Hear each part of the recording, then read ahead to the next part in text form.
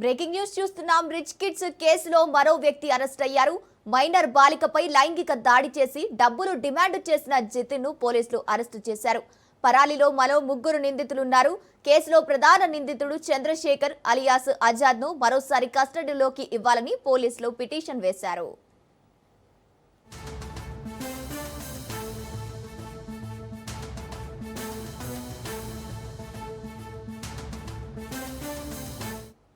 Rich kids కేసులో మరో వ్యక్తి అరెస్ట్ అయ్యారు.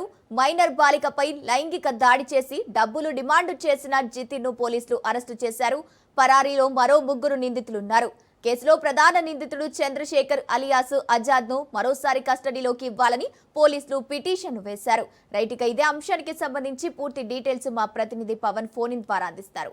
పవన్, రిచ్ కిడ్స్ మైనర్ బాలిక ట్రాప్ కేసుకు సంబంధించి మరొక కీలక నిందితుడిని పోలీసులు అరెస్ట్ చేశారు. అయితే జితిన్ అనే ఒక వ్యక్తిని కూడా పోలీసులు అరెస్ట్ చేసి రిమాండ్ కు తరలించారు. అయితే జితిన్ కూడా ప్రధాన నిందితుడైన చంద్రశేఖర్ అలియాస్ అర్జున్ స్నేహితుడిగా తెలుస్తుంది. ఇతను కూడా మైనర్ బాలికను ట్రాప్ చేసి లైంగిక దాడికి పాల్పడి మరోవైపు బ్లాక్ మెయిల్ చేసి 2 లక్షల రూపాయలు కూడా తీసుకున్న కేసులో ఇప్పటికే ఫోక్సోకు సంబంధించిన చట్టం కింద పోలీసులు కేసు నమోదు చేసి జితిన్ కూడా రిమాండ్ కు తరలించారు. మొత్తానికి ఈ కేసుకు సంబంధించి ఇప్పటి వరకు 9 మందిని పోలీసులు అరెస్ట్ చేశారు. అయితే ముఖ్యంగా చూస్తే ప్రధాన నిందితుడైన అర్జున్ తో పాటు అతని తల్లి, అతని సోదరుడు, అతని మేనమామతో పాటు ఈ 10 మనిషితో మొత్తం దాదాపు 9 మందిని కూడా పోలీసులు అరెస్ట్ చేశారు. ఇంకా 3 పరారులో ఉన్నారు.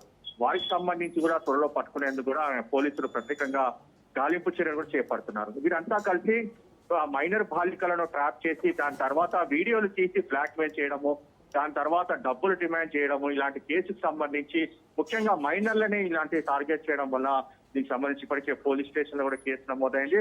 మరోవైపు జూబ్లీ హిల్స్ పోలీసులు ఈ యొక్క కేసుకు సంబంధించి మరోసారి కస్టడీ పిటిషన్ కూడా దాఖలు చేశారు. దీనిపైన వాదనలు కూడా కొనసాగాయి. అయితే వాదనలు కొనసాగిన నేపథ్యంలో ఈ కస్టడీ తీర్పు మాత్రము వచ్చే నెల 1వ తేదీకి కూడా వాయిదా వేసింది Nampally court.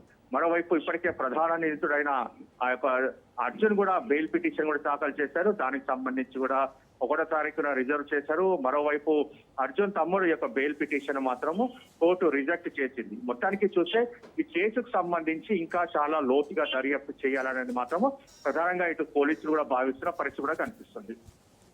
Right, thank you Pawan.